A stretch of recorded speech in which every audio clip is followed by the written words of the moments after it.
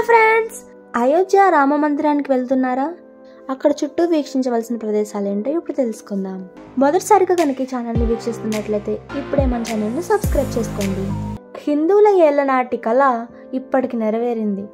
ఎన్నో ఉద్రిక్తలు ఘర్షణల మధ్య అయోధ్యలో శ్రీరాముని మందిర నిర్మాణం కళ ఇప్పటికి నెరవేరింది.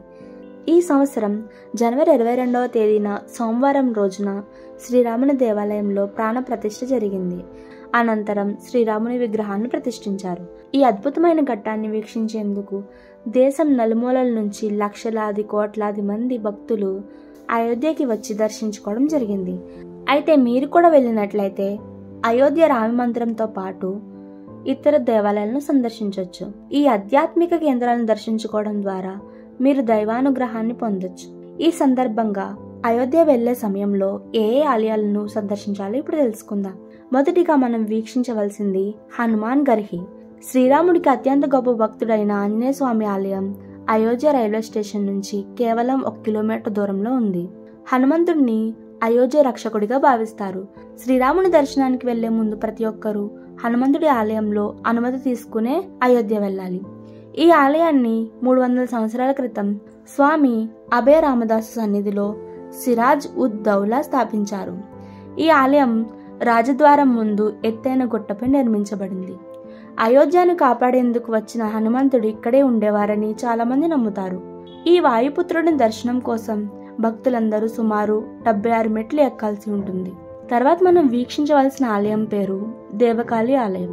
ఈ ఆలయం అయోధ్యకు నైరుతి దిశలో ఉన్న ఫైజాబాద్ నగరంలో నిర్మించబడింది. ఈ ఆలయంలో ప్రతిష్ఠించబడిన మాత గిరిజాదేవి విగ్రహం విషయానికొస్తే సీతాదేవి తనతో పాటు ఈ విగ్రహాన్ని తీసుకొచ్చిందని నమ్ముతారు. దశరథ మహారాజు దేవకాళి ఆలయాన్ని నిర్మించి అక్కడ ఈ విగ్రహాన్ని ప్రతిష్ఠించాడు. ఈ ఆలయ వివరాలు రామాయణంలో పూర్తిగా ఉన్నాయి. తర్వాత మనం వీక్షించవలసింది నాగేశ్వరనాథ్ ఆలయం.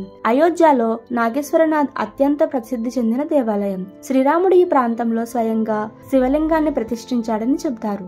ఆ తర్వాత శ్రీరాముడి కుమారుడు కుశ అయోధ్యలో ఈ ఆలయాన్ని నిర్మించాడు. శ్రావణ మాసంలో ఈ ఆలయంలో భక్తుల రద్దీ ఎక్కువగా ఉంటుంది. భక్తులందరూ ఈ దేవాలయం సమీపంలోని సరయూ నదిలోని నీటితో శివలింగానికి అభిషేకం చేస్తారు. తర్వాత మనం వీక్షించవలసింది గుప్తర్ ఘాట్. గుప్తర్ ఘాట్ అత్యంత అందమైన ప్రకృతి అందాలతో ఉండే ఆరో ఘాట్. ఈ ప్రదేశంలో శ్రీరాముడు, సీతాదేవి, లక్ష్మణులు కలిసి రహస్యంగా జల రవాణా చేశారని నమ్ముతారు. అందుకే దీనిని గుప్తర్ ఘాట్ అని పిలుస్తారు. ఈ నది ఒడ్డున అద్భుతమైన రామ మందిరం ఉంది. తర్వాత మనం వీక్షించవలసిన ఆలయం పేరు కనక భవన్. కనక భవన్ అనేది చాలా అద్భుతమైన దేవాలయం. ఇక్కడ శ్రీ సీతారాములు, లక్ష్మణుల విగ్రహాలు దర్శనమిస్తాయి. రామాయణం ప్రకారం రాముని తల్లి కైకేయి తన అత్తగారి ఇంటికి వచ్చినప్పుడు సీతాదేవికి ఈ భవనాన్ని బహుమతిగా ఇచ్చిందని నమ్ముతారు. ఈ ఆలయ శిల్పం శిల్పకళా వైభవానికి సంకేతం. తర్వాత మనం వీక్షించవలసింది రామ్కీ పైడి. రామ్కీ పైడి సరియు నది ఒడ్డునున్న అయోధ్యలోని అత్యంత ప్రసిద్ధ ఘాట్. ప్రతి సంవత్సరం ఇక్కడ చోటి దీపావళి నాడు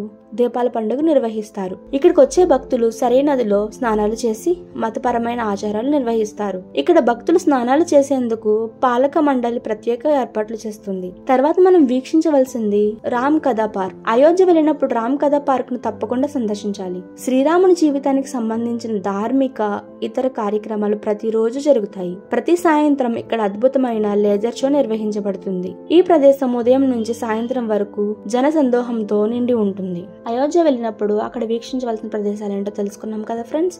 ఇలాంటి వీడియోలు మరిన్ని కావాలి అనుకుంటే ఇప్పుడే మన ఛానల్ను సబ్స్క్రైబ్ చేసుకోండి. వీడియో కనుక నచ్చితే లైక్ చేయండి. Thank you friends.